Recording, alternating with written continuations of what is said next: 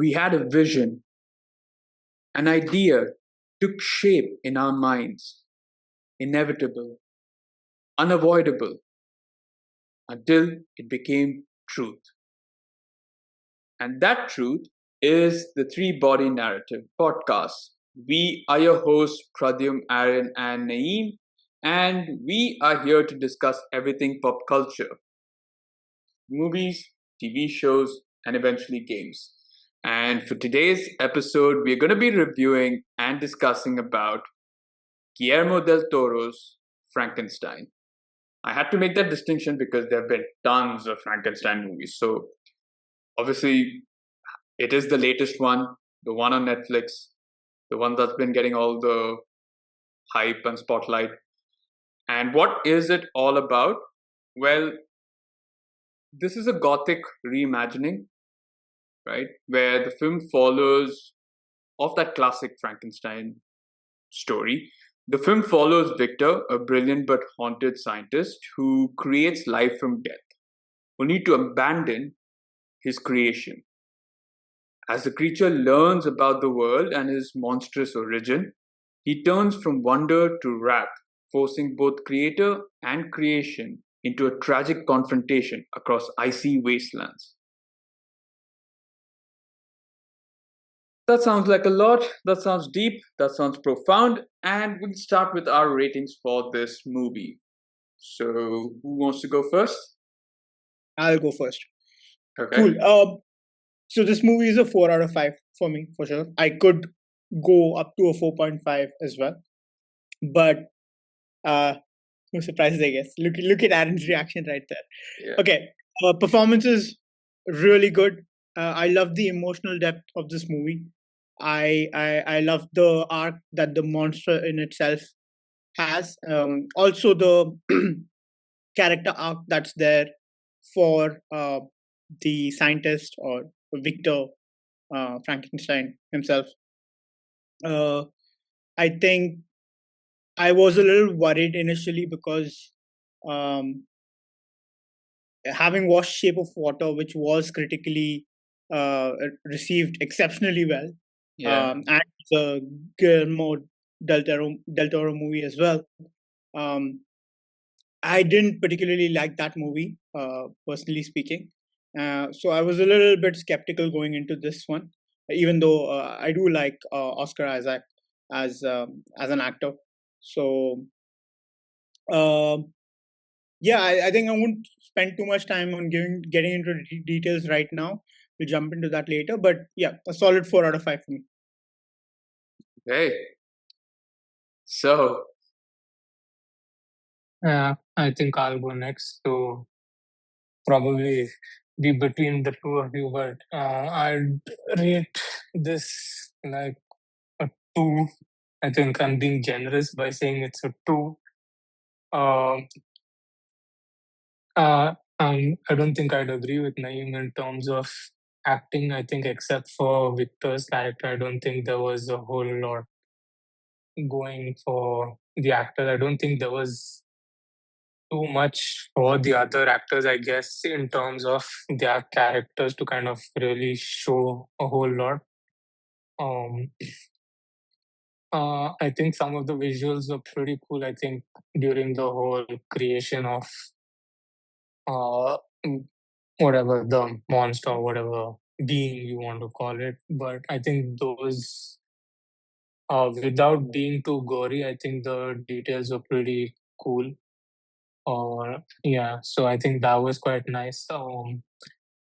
I think parts of the story, like kind of the how the monster kind of eventually developed intellect and that kind of stuff, I think was kind of okay, without being overly detailed or kind of elaborating a whole lot. I think that was kind of a decent thing, but I think otherwise, in general, I found the movie to be not the easiest of watches, and getting to the end was the objective at the end of it. Yeah. all right. Okay. So, this was a very tough movie for me to review and rate. Like, I was unsure of my rating right up until maybe an hour or two ago. And I think I'd give this movie a 3 out of 5. There are aspects of the movie which I like, and predominantly most of it is the environment and the atmosphere built by Guillermo del Toro. It's very his trademark sort of atmosphere and environment.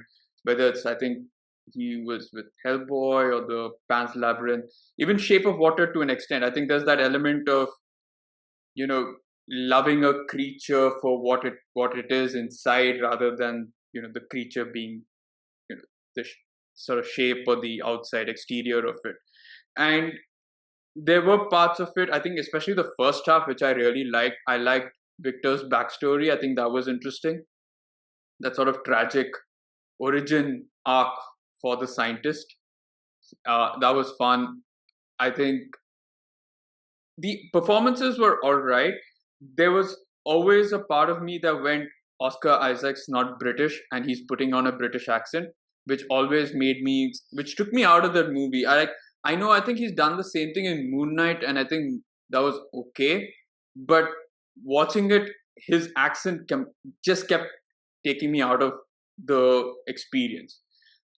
And with Jacob Elordi, or the monster, I think I wasn't a huge fan of the prosthetics or the makeup. I think it looked more like an Attack of Titan character than it did an actual Frankenstein monster. I think later on, it eventually became something that resembles it. I think when he grew hair and he actually started getting a lot more scars. But initially, I was just like, what the fuck is this? Right? Like, it just became like almost like when you play the game Operation, when you have those different parts, it's essentially that. And I thought it was okay. The other side characters, I think Mia, Goth, and the other brother and everything, they didn't have too much of a screen time or presence for me to really take into account. I really like Christoph Waltz. Obviously, I love him as an actor. I think he was a fun role to play. I think his role got cut short a bit, and we'll delve into that a little while later. Yeah. No, so the last thing is about the ending. I think that's something that we'll debate later on, but I felt a bit dissatisfied, slightly, not overly, but I felt a bit dissatisfied by it. So those are our ratings, and let's kind of just get into the reviews, because there's a lot to unpack, I suppose, for this movie. For some of us, obviously. For Adam's like, I think there's not much. Let's just get done. Okay, so let's start with, I guess, Victor Frankenstein, the creator, the scientist, and we talk about his backstory because I think that's where the character sort of comes from, or that's the origin of the character. He's obviously got this father who probably has a very high expectation from him and doesn't give him the love that he deserves. Classic sort of backstory for any tragic character, right? Father or one parent doesn't love him, the other parent loves him or her the more, and then of course that parent dies. So it's a tried and tested method. It works, and I think it works here. I think you really get to see why he is the person he became later on. Thoughts? Yeah, I think it echoes in the sense that he becomes the very thing he hates in a lot of ways. Like, he's not a big fan of who his father is or how he is, with him especially, and with his mother, until the sibling comes along. And I don't think at any point he kind of wants to be a better version of him in every way, but also I think he didn't want to eventually become the kind of father that his father was, which unknowingly he does kind of become. Like if To you the if you creature. to the creature itself, right? Like, I feel Yeah. like that's the trajectory his arc has until the very end, where yes, he does become the better scientist than his father was. Like, his father was a doctor and all of that stuff, but he becomes the better what do you call it? Like, I mean, can you categorize them both as scientists? I don't know. Like, I mean, I'm No, guessing. so I don't think his father's a scientist. His father's just a doctor, and I think the whole idea for him was to kind of just become a better person. Like I know his mom passed away, and he blames his father for not saving her. Yeah, And I think that's his mission in life, right? Is to try and bring back the dead in a way, or show that there is life after death in a way. I'm guessing that's what it is, right? Like, I mean, I don't know about showing there is life after death, but showing that there is a possibility to bring someone back to life. That is the ultimate goal, and maybe perfect it in such a way that maybe at some point he could even bring his mother back if that was even feasible or possible. Again, we don't know the lengths of insanity uh, he's gotten to at the point where he's kind of completely gone off the rails, like, because you kind of shift focus to the perspective of the monster or the creature in itself, Yeah, and you kind of away from the main yeah. characters. Really I know. still think you really need certain organs and certain elements of a human body in order for it to work. I don't think his mother, after all those years, would have been a. He could have Right. Yeah, done. yeah, Yeah. yeah, yeah, and I guess they kind of um, point at that, or they kind of refer to that, where the person who was funding the whole treatment wants to transfer his consciousness into the monster or the creature that the doctor is working on, and he says it's not this thing. But I think the end goal was for him, in a lot of ways, to somehow ensure that his loved ones, or anyone he loved, and himself perhaps the most, because he loved Yeah, himself more than anyone else, yeah. um, give that immortality, or whatever it is, like, to be able to live well beyond what is normally acceptable, Yeah, but perhaps. but you're right. Like he does become his father in the sense that I think the father had a very short patience with when he was trying to teach the child or teach Victor, Yeah, anything. And the same thing goes with Victor and the creature, right? The moment where the creature is just not able to kind of say anything else apart from Victor. Yeah, so it just felt like he started becoming the person that he detested. And I guess in some way it does kind of go to show perhaps that as much as you'd want to maybe be a completely different person, there is Yeah, still still a. doesn't fall far away from the tree. Exactly. Yeah, yeah. It's very difficult to kind of do that. I think I don't know, maybe from real life whether you guys are like your parents or like your father, no matter how much you want to try and not be. But there are certain qualities that still do pop up from time to time, and that's just inherent, I suppose. So okay, so we saw that, and I guess we also saw a bit of other relationships that he had, like it was kind of fragile. I don't know. I mean, do you think what he encountered as a child paved way for how he started sort of the relationship that he had, or the kind of stuff that he was doing with what's Mia's, what's the woman's character's name? I'm forgetting that, but Elizabeth. Elizabeth, right? Okay, it was Elizabeth. I was just thinking, oh shit, I would have then said something from Pirates of Caribbean, but no, Elizabeth, right? So that relationship, the sibling relationship. Do you think what has happened in the past shapes that entire It thing? seems that way, right? Because in a lot of ways, starting with the brother, you can see that you could see first the envy of kind of how he was treated by the father as opposed to himself.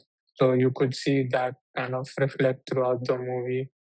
And then I think even him being enamored then by Elizabeth's character, you can kind of see, at least the movie kind of tries and depicts it that way with the way she's dressed and kind of the similarities to the mother. But then you can also see like how he's very, at some points he's like overly emotionally involved, kind of this thing with her, and then suddenly you can just see the switch in a more emotionalist character, and which probably is from the hurt of losing the mother that way unexpectedly and stuff. So you can see how that has kind of shaped him as the person he was then.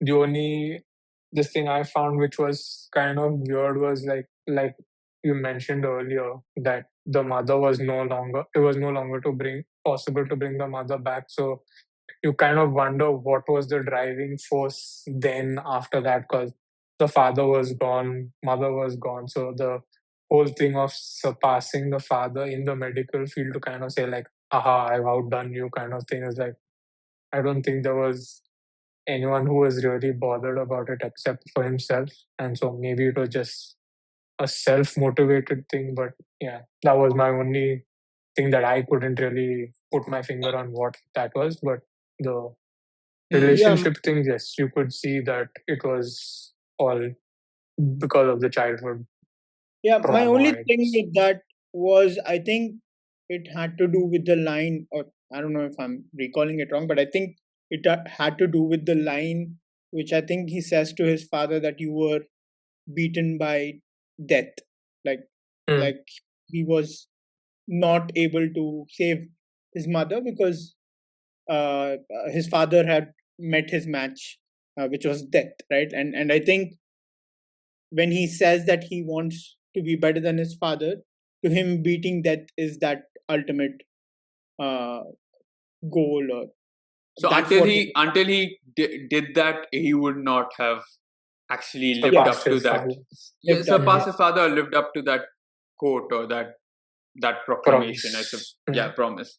So that's interesting. I like the environment. To be fair, I also like the fact that it's maybe broken up into two separate tales. So we see the first tale, which Yeah, is Victor's yeah, tale, and we understand. You see it from that perspective, and then you see from the creature's perspective.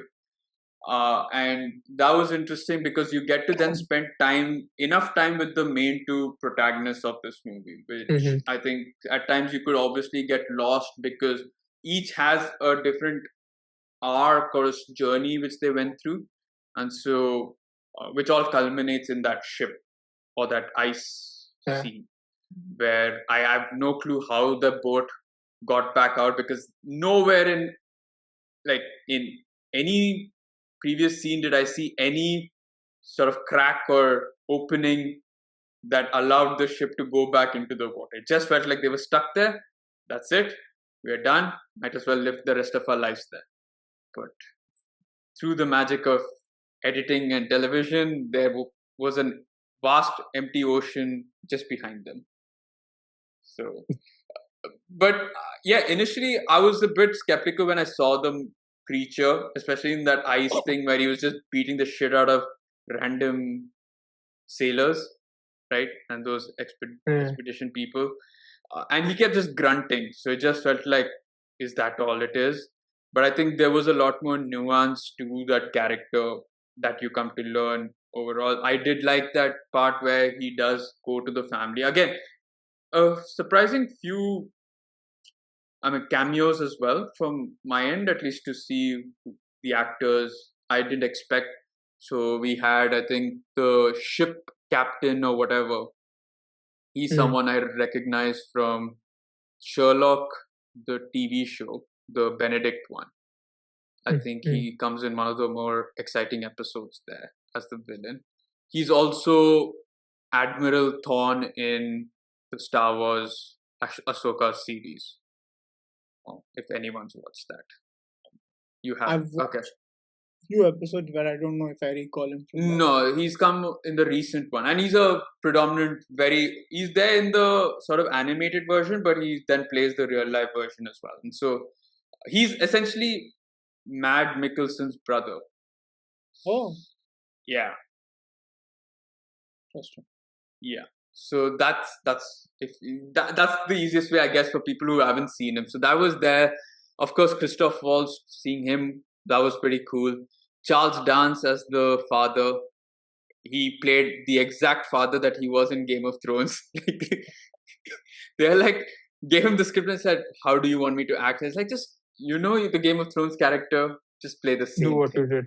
Mm. Yeah, Well, but we'll just spare you the bathroom death in that and give you the better, more honorable death here.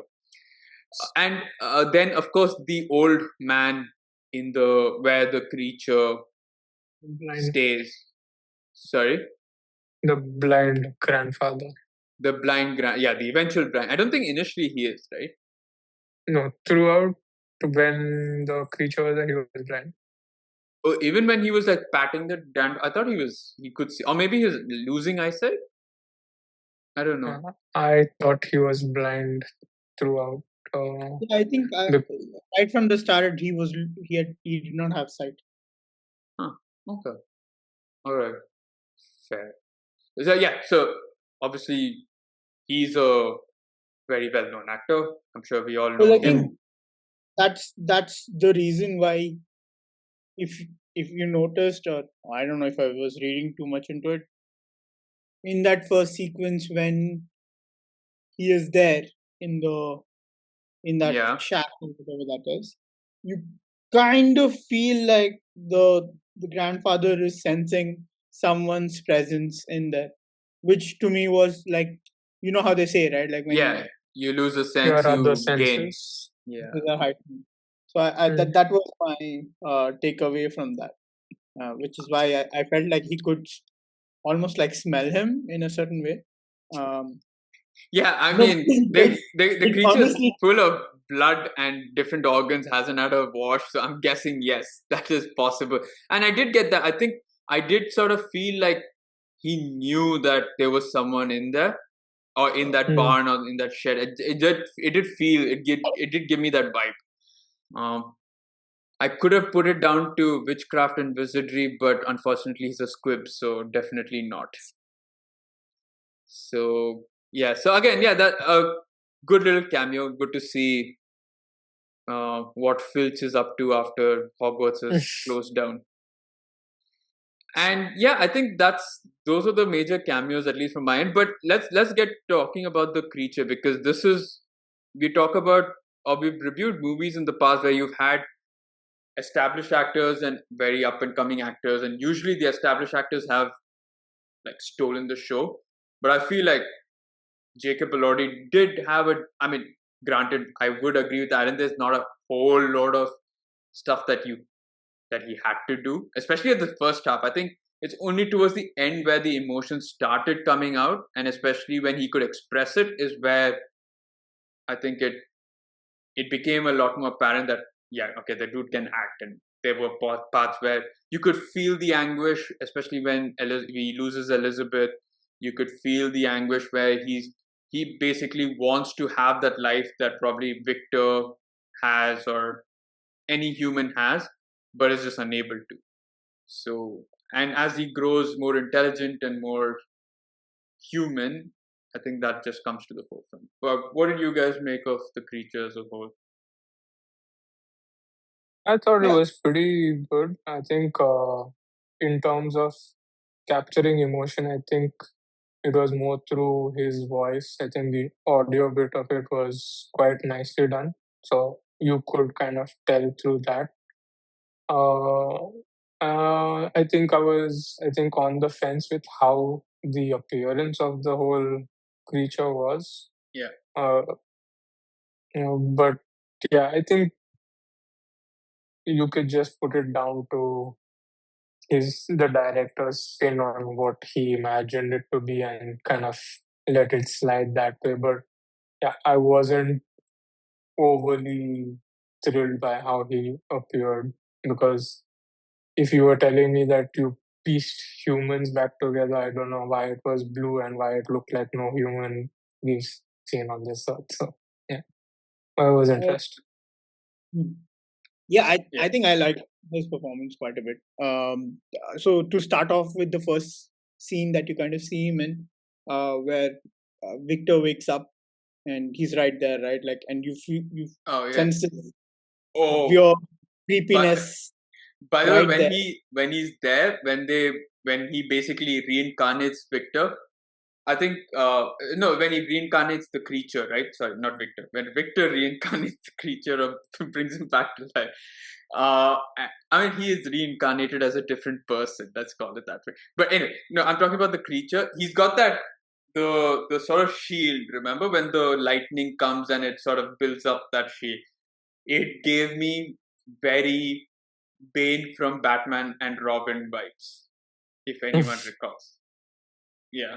He's also got that sort of shield and the gem or the thing inside or in the Yeah. center. So I was like, oh, this is an interesting choice. And it just threw me back all the way to the 90s. So yeah, that was fun.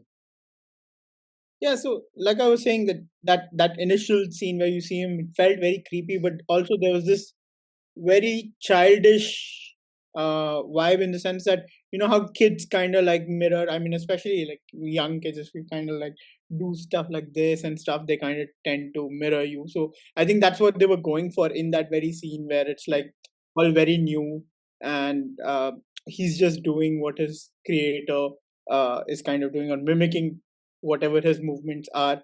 Um also like the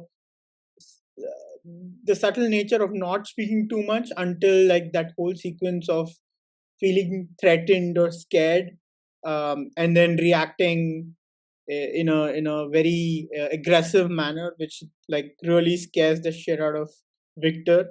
Yeah. And I think like the eventual,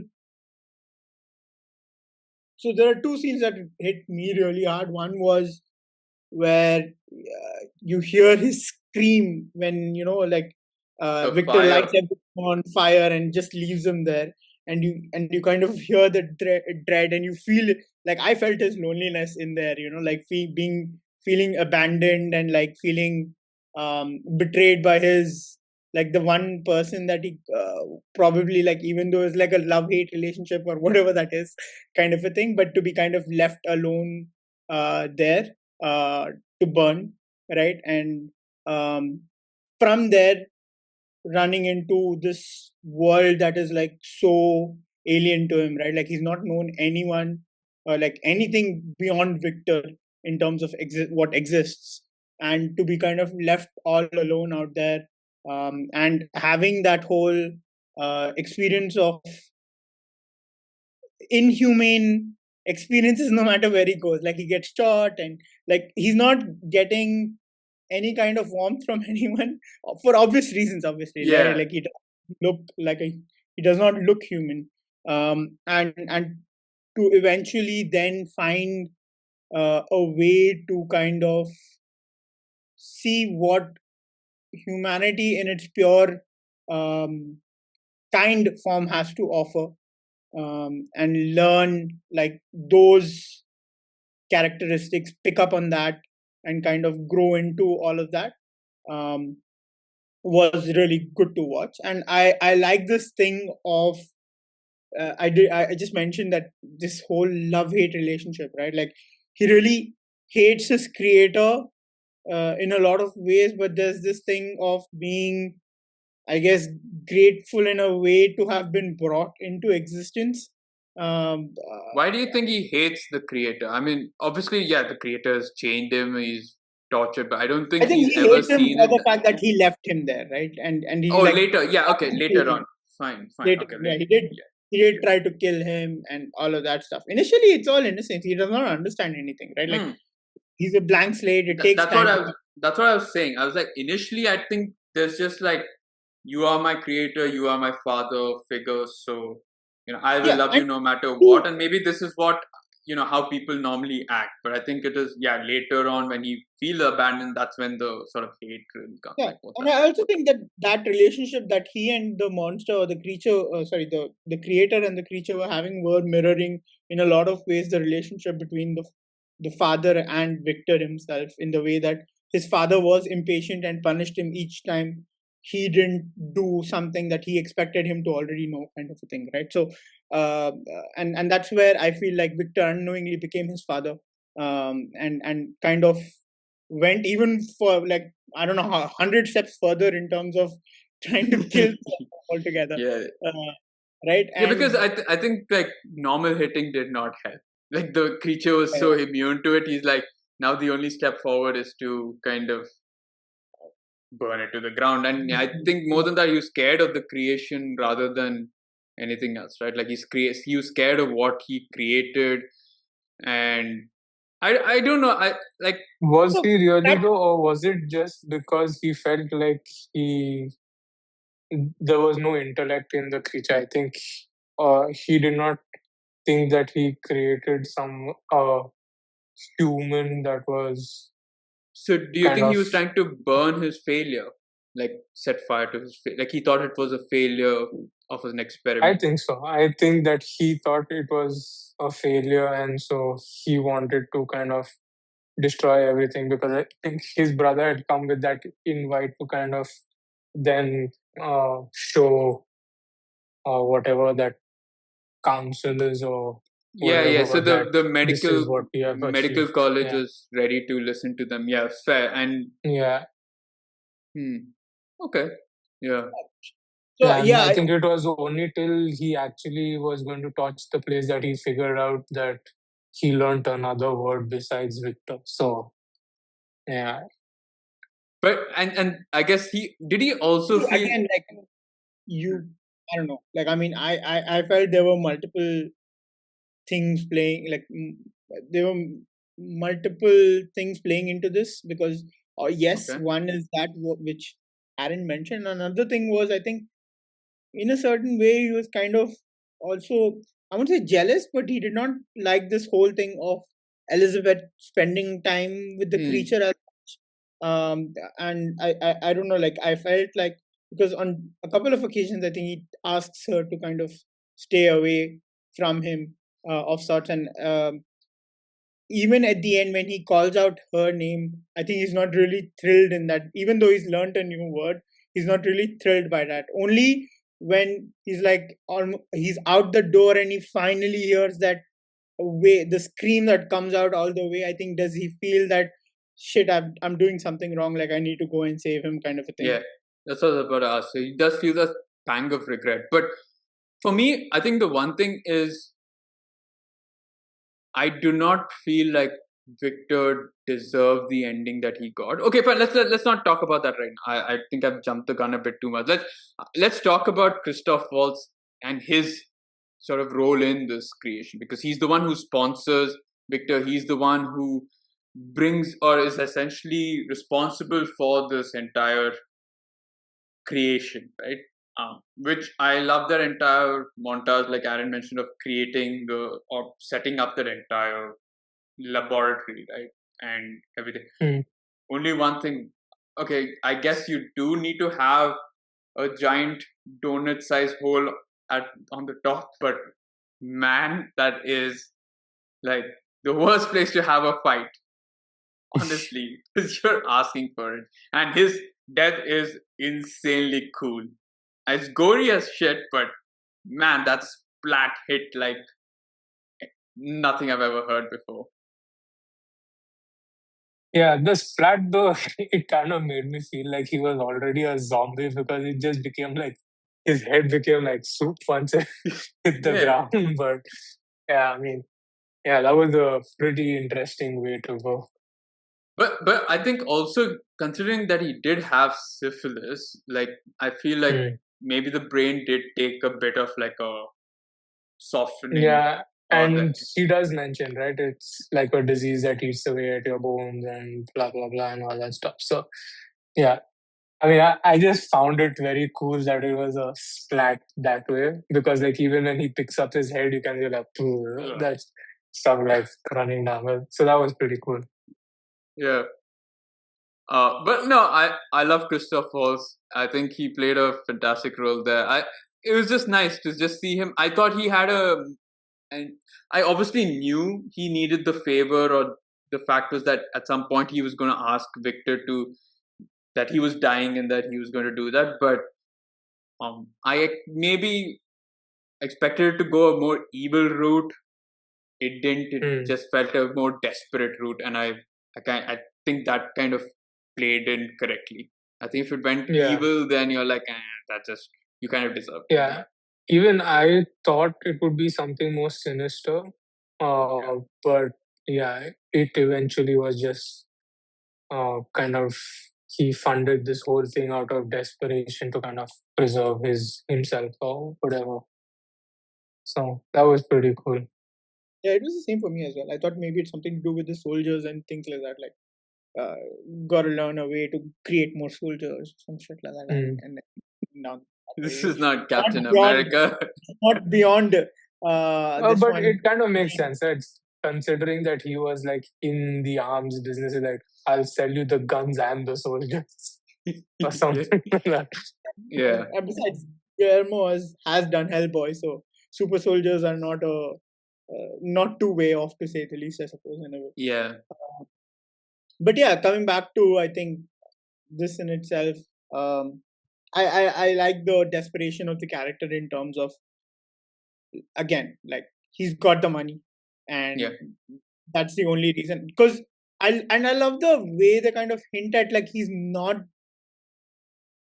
entirely happy about working with Frankenstein, and I think the most obvious way they allude to that is that he's not very happy about how close he's getting to his niece, Hmm. which I guess gives you a hint at the actual feelings he's got towards Victor, but he's kind of pegged everything on him because he understands that as terrible a person as Victor may be, he might be his final shot in terms of actually living beyond what his current body is capable of. Yeah.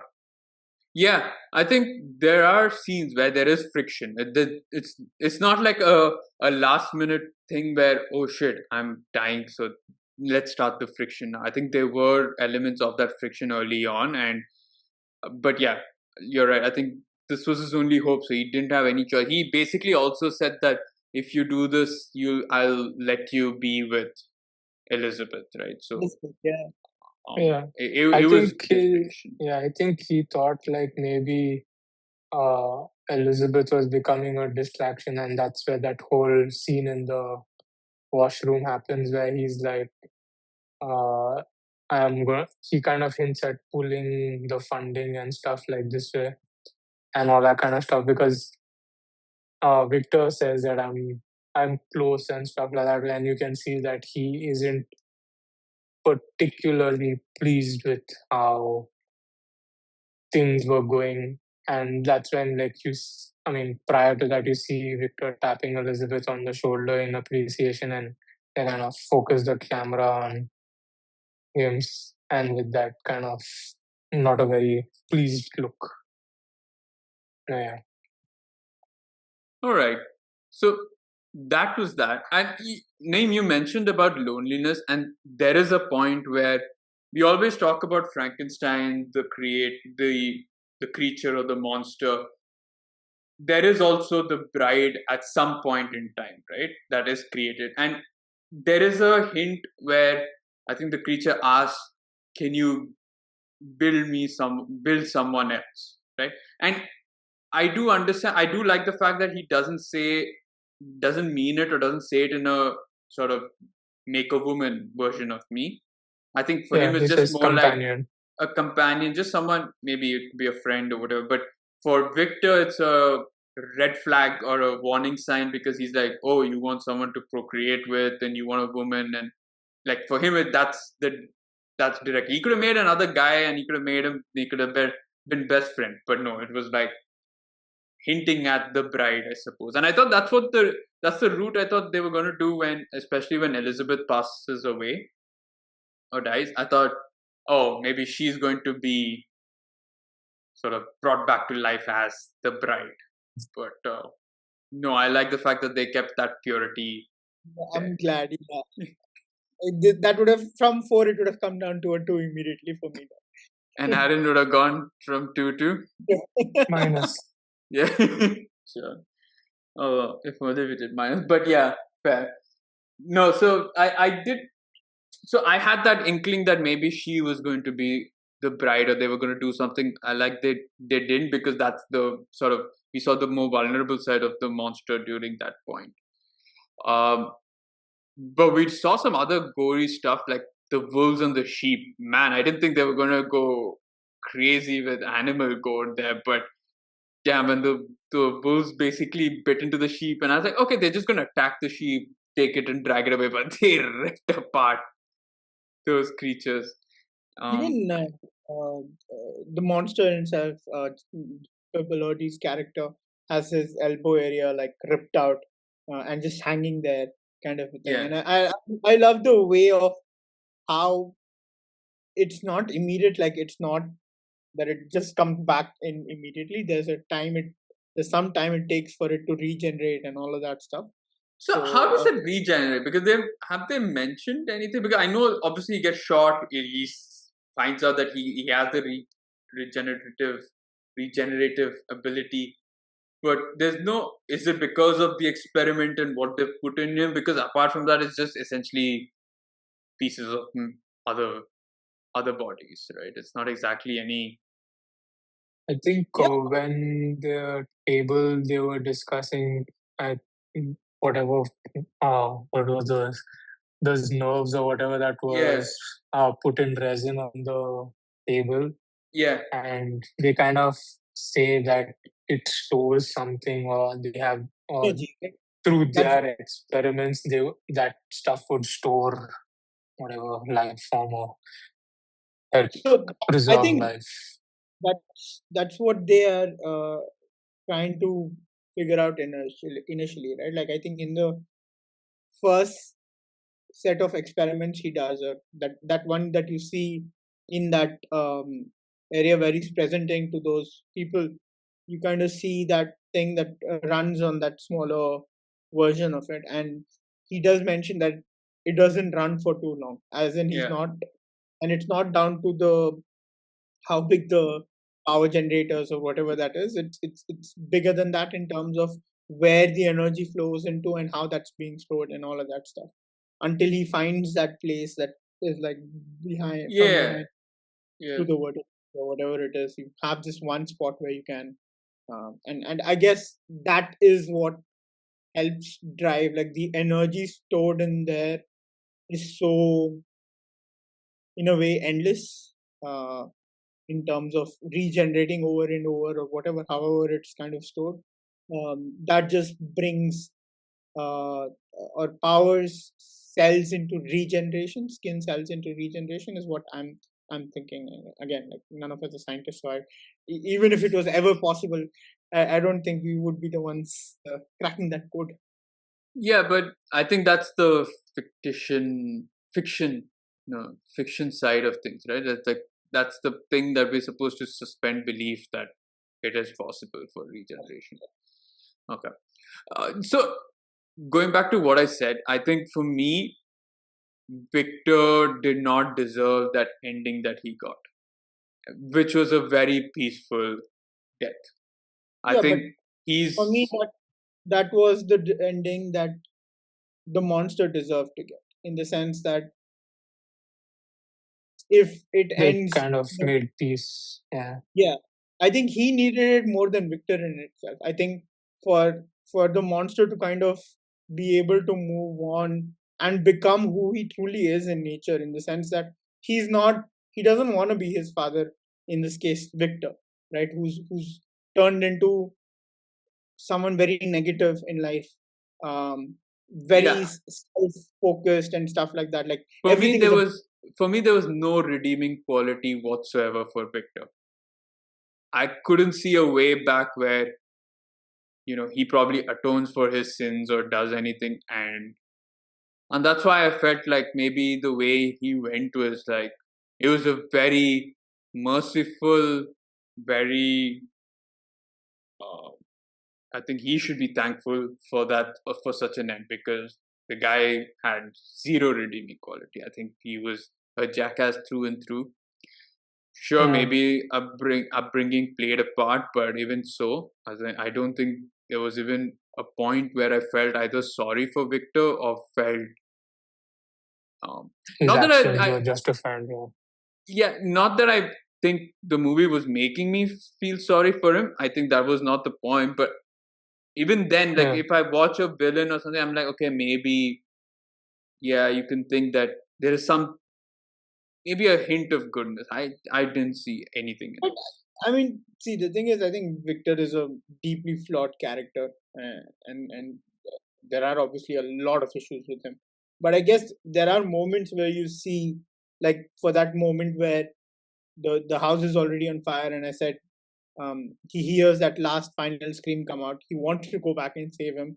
It's too late. And I think even though he doesn't realize it, there is some part of him that does still love his younger sibling, and I think that sort of comes to the forefront right at the end. Obviously, it's playing on both the Elizabeth's death and the brother's death. Um, in this thing that he continues to chase after the monster to put an end to it for good. Now, my takeaway from that was he was trying to put an end to him as revenge for what he did to his family. The alternative take on that is if he let him go, he would never um, rest in peace, in the sense that he would always worry, looking over his shoulder in terms of when the monster Yeah, will yeah, come for him, of course. right? But and for me, it's like I think it's the first one. Like, even though it's not very obvious, I think that deep down he did have, like, he loved his brother in his own way, uh, and probably wanted revenge for what happened to both him and Elizabeth. Did he shoot Elizabeth? Yeah. Yeah, but I mean, he didn't mean to shoot Elizabeth. He meant to shoot. Yeah, I know, but you don't go wielding around stuff. Okay, I guess, for me, I'll still stick to my opinion that I did not see anything remotely redeemable. Even the fact that he turned back to get into the building, that was maybe just 0.5% of what he could have redeemed, but overall, he was such a jackass. And I think I didn't see that at first, perhaps. Obviously, that comes to the forefront more towards the end of his arc or his tale, right? That's where we really see it. You do see a change in him, right? Like, if he is the same selfish character right at the end as well, you would expect him to be like, save me and all of that stuff. He just tells the sailor, I mean the captain, that the next time he comes, just throw me onto the ice, let him take me. In the sense that he does not want him to sacrifice any soldiers on his behalf, or sailors rather, in on his behalf, because he doesn't feel Maybe, that. but that's a little too late. By that time, I still think there's not much. Even that doesn't really change the fact that what you've done so far. Uh, yeah, you're damn right that these soldiers. I mean, many soldiers have already died, so it's not like you're probably saving a few more. But I'm sorry, Itachi Uchiha slaughtered his entire family and I still forgave him, so it's never too late. circumstances are very, very different. But Yeah, absolutely. there is But still a part of it where I'm like, yeah, I don't want to get into that. But for me, I think his death felt very, very kind to him. And Yeah, he you're kind right, of maybe. got off easy, but I think he was dying anyway. And I think the fact that there was some sort of reconciliation between him and the monster or creature, whatever, I think it, it just, more than anything else, I think it puts the creature at peace rather than anything else. And I mean, the creature, if had he wanted, he could have ended it quicker by snapping his neck or causing him further pain. But I think,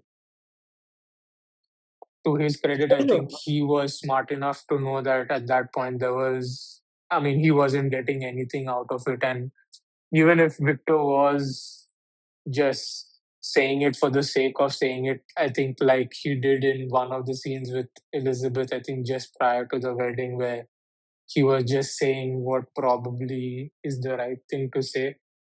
Um, if- which may or may not have been the case, but the fact that he kind of did say it to the creature to kind of put him at ease, I think doesn't kind of atone for what he has done, but it kind of just shows that maybe there was some sort of realization that, you know, he did kind of screw up or mess up big time. Yeah. Yeah, and I think it's a lot about closure, right? Like, I mean, sometimes you just have to say your part before things come to an end. And I think for the monster or the creature in itself, that was important to be able to speak to the creator, prove to him on two fronts. One, that he thought he was not worthy of redeeming or living on because he had failed, which is not true because he does improve or learn to be human over time. And the second part is in itself is like, um, I think being the bigger person in a lot of ways, like something that he learns uh, from the time that he spent with that other family and his time with the grandfather. I think he just kind of learns that kindness goes a long way, and he wants to be that kind of a person as opposed to the kind of person his creator is. Or also to show him that he's actually intellectual. Like the creator never thought that he would be smart. Always thought him a brutal monster, and here's him showing that, hey, I am not that person, or that's not me. I am actually the person that you meant to create. That you meant to, yeah, correct, yeah.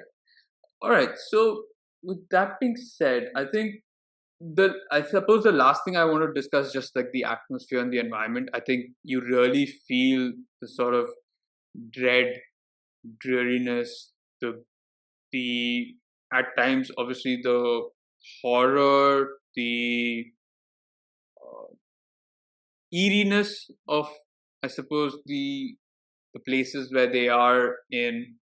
And I love the use of colors. I think the cinematography is great. I like like I like you mentioned, even that entire setting up scene. I think everything from a visual standpoint, I think he's hit the nail on the head. I think. I love the dynamite scene that comes into fruition later, where it's like run. Uh, I really like that scene as well. And the whole picturization of the sleigh and the uh, chasing behind the stuff, all of that was really done well. I think, yeah, overall, everything was pretty good. I think the visuals are all quite nicely done. The only thing I found a little bit unrealistic was like those wolves. They looked so weird. Like, what wolves are these? But yeah, that So, scene was kind of a little bit did very out of place Twilight with like the rest of the movie. Yeah, I was going to say the same thing. It looked like those werewolves, and you're like, uh, okay, yeah. yeah, a little bit weird, I especially considering that they had the huskies, like actual huskies for the sleigh and stuff like that. And you're like, these wolves are a little bit odd, but you know, I we're almost talking felt about like a movie called I would Frankenstein, transform so into a human and be like, "What the hell are you doing here?" uh, Uh, okay. I haven't seen mm, the Twilight movie, so I wouldn't know. For me it felt similar to the wolves in Lord of the Rings, the Hobbit series. So that's slightly, mm. but okay. But yeah, I think what were you saying that you didn't? You pointed at something, Naeem, like you said oh, for me, that whole sequence where he's climbing up the to rock put. to Yeah, face yeah. the that was like like, I mean, I get it, but like it felt very unrealistic in the way he was doing it. I just felt it didn't Mm. fit well, kind of a thing. Did Hmm. not feel safe whatsoever. Like, I mean, I thought this guy to be a little more calculated in his own approach with certain things, but I mean, in that scene, it kind of felt like. I But then I also get so the For me, it was like you had to get that right, like in the sense that you're doing this, you spend so much money, and this was your only show. For me, it felt on point or like very on brand for him because he is a mad scientist and he does want to get this creation right. And at that point, he is just very desperate. Obviously, he knows about I think now he knows about Christoph Waltz's condition and all of that, and he's just kind of, the rain is happening, the storm is there. This is the perfect time to get the lightning hit, right? Otherwise, you're gonna have to wait for another chance, and that takes time. So, I think that way. He climbs after Christoph falls or before. I just remembered raining, and then I think because he does it after he's dead, and so that just adds to the desperation because he knows that probably there's no more money after he's gone. But I'm not too sure about when and how that happened because I remember that one of those things was damaged because it fell. Yeah, it fell to the bottom, right? So that fell once Christoph was like dangling there. Yeah. So okay, yeah. Okay. so it kind of adds to why he became as Was that on top or was that somewhere? in the rain. Was that somewhere No, on that top? eventually was like the one which then is connected to the actual conductor on top. But I'm just saying that he probably climbed up that way in that manner because he knew that his benefactor was out of commission by then. He had to think on his feet because he's killed someone, and he knew that both Elizabeth and his brother William were going to come and ask for him at some point. So the fact that he's like, he's just gone grocery shopping. He'll be back in like 10 minutes. Like, no. He's like, William, come here. Come. I'll show you where he is. Poor William. I feel really bad for him. I don't think the guy wanted any of this, but yeah, he got it all. Okay, so you didn't need to kill him. It was an accident. He did try saving him until he felt. Christoph Waltz. Yeah. Yeah, I mean, technically, it was more on Waltz. I still say it's the wrong place to pick a fight. Yeah, exactly. Like really wrong place. I would not want to get into that. I think it's just his reaction to being irritated in the sense that like anyone holding on to you kind of like we've all done that, right? People are like, get away from me kind of a thing. It's and like, unfortunately the hole is right there and this guy like, oh shit. It feels like it was essentially like how we were when we were kids, right? When we were playing cricket and we got out, we're like, no, I'm not out. I'm taking my bat and I'm leaving. You guys figure it out. So he just basically took his thing and he said, no, I'm going back. And then it turns out that he just fell into that hole, which reminded me also of, I think if you watch the... I did that as a kid, just disclaimer. I've done that shout out to a certain someone who used to say, I'm taking my stumps and going home. That was the first thing that came to my mind. Yeah. And that too, it wasn't when we were kids anymore, I suppose. Okay, great. But I think, the falling of a hole or the hole in itself reminded me of, if you remember Charlie on the Chocolate Factory and the squirrels throw the nuts into the... They threw the nuts into that hole that goes down into the incinerator, and that's exactly what it felt like. I don't know. There was no way he was gonna grab anything and stay. The hole was basically like a slide. I couldn't see anything that he could grab on. The moment you fall, you're dead. Might as well forget about it. So, so those were fun. I think, is that all that we have for this movie? Are we missing out anything? I don't think so. I pretty much covered everything. I mean, from the dynamics between the creator and the monster. Okay, but tell me one thing. You mentioned this earlier on, and I think this would be a good way to also end it. And which is, we spoke about how the creature finds his own journey and finds his own path, but everywhere he goes, he meets people who are cruel to him, who shoot him, and this. Now, of course, one way of looking at it is he's a monster. He's a very, very scary looking monster, and so people are probably scared because they've never seen anything like it. But the other way of looking at it is humans are cruel. We are not the greatest of species on this planet. And I don't know which way Del Toro wanted to go about it, but say, for instance, that in real life, there was a monster who came up to the three of us. What would you have actually done? Yeah, before that, though, I think it's important to identify or understand that the monster himself does not know he's a monster until he goes on that journey or revisits the castle by the sea and put all of that together. Until then, he just has come into existence and he cannot understand why everyone is being so cruel to him. Right? Like he just does not get of that kind of a thing. And to one of the things that Aaron mentioned earlier, the skin was all blue and stuff like that. I think again, like he's not perfected the creation in its own way, right? And these are all stuff that have come off of a dead body. So I'm guessing the way they would have been preserved would be on ice or something like that, like whatever way they could have done it. So I'm guessing the bluish tint comes from that. I'm guessing. What is it? Embalming fluid or whatever? I don't know if they had it back then, but maybe. No, that's normally but how there would have been something coursing through his veins after that, right? So, but, I honestly, I get that. For me, it was more the texture of the body than the color.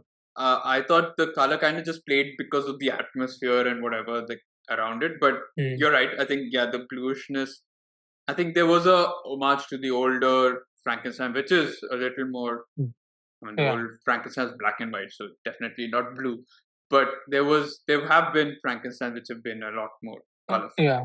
So I think maybe homage to that. But for me, it was more just the texture. It felt like the Attack of Titan thing where you see the red sort of veins and thing on the side. So those kind of creatures. So it didn't feel like the usual Frankenstein. I think that took time for me to get used to it. But if I understand name like what you're saying, that fine, he knows he's not, or he doesn't know he's a monster, and technically he's not. He's just a being, right? He's just different. He's just different. He's a being that was brought by unnatural creation, right? Brought into this world by unnatural creation, and he's not done anything wrong for people to be scared. But of course, when you see a 7-foot creature, which looks like he's built from different pieces, you are either scared, or if you're blind and you can't see it. Again, like I said, I don't know if we didn't do the trailer for this, right? Reaction. I think we missed out on this one. I think we did The Bride, which is another Frankenstein movie coming out later on. But I did mention that this was not one of my favorite Frankenstein sort of adaptations was been from DC's Creature Commandos. And I think there is a similarity as well in there where, he is a monster, and the only person who kind of does like him or is okay with him is someone who's blind. So here also, I think it's the same thing, right? Like, if he was to come in front of us, what would we have done? I would run away. I wouldn't shoot at him. I'm pretty sure I'd miss him also, but I would just run away. But what would you guys? Are you the kind of guys who are like, oh, let me give him a chance, let me see what he's doing? No, I wouldn't approach for sure. Again, just because it's something that's unknown and you wouldn't know how it would react to you, and so you'd maintain your distance, I guess. It would only be a question of whether you'd maintain your distance and observe what it did, or it's just like, you know what, screw that, I don't want any part of this. So because I mean, you're keeping your distance. He might just come up to you, and if he was to do that, exactly, he could make up that distance in a blink of an eye. So you'd be like, you know what? Though if Naeem was around, then we could be like, okay, we aren't the slowest person in the room, and so we can just see. If he's not attacked, then we're okay. So for me, it is more, there is no point in making a run, so I'm not making a run. I'm keeping my distance and observing this character for sure. Right? Like and I think I'm too curious a person to not observe, to see what's kind of happening. And just like I'm sure there are a lot more curious people who cannot help but go and like approach this thing. So I'd see what's happening to these characters, whoever is approaching the creature, and on the basis of enough samples that have preceded me, kind of either choose to approach or continue holding distance between the two. Interesting. Making A a run lot for of it, I don't know, man. Like probably like one jump and the creature is already in front of me, and I'm Hmm. like, shit. That's Oh, not how. we stand away from him, Naeem, and be like, look, food. food. But no, honestly, if he was the same creature that's there, even if he was to jump in front of me, technically he's not supposed to do anything to me, considering he's a gentler soul. So maybe Hmm. then I would probably get a lot more convinced, or he wouldn't chase me. He'd be like, yeah, okay.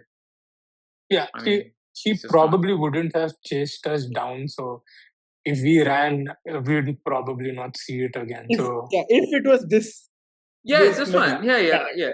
if we met the initial one who had just come into existence, that one probably trying to mimic us would Yeah. start running. And that would probably give us all a heart attack or something. And it's just like, oh, we're screwed. Yeah, he was that baby, like, let us do this. But yeah, it was probably that. All right, so I guess that's as good a time to call it a day, and that's it for our review and discussion of Frankenstein, Guillermo del Toro's version of it. Um, please do hit the like button. Let us know what you thought about the movie as well. Whether you've watched Oh, any just of one the. thing before we go, by the way. Sure. I did feel like there is, I think, a pacing issue in the movie. It is slow, I was wondering.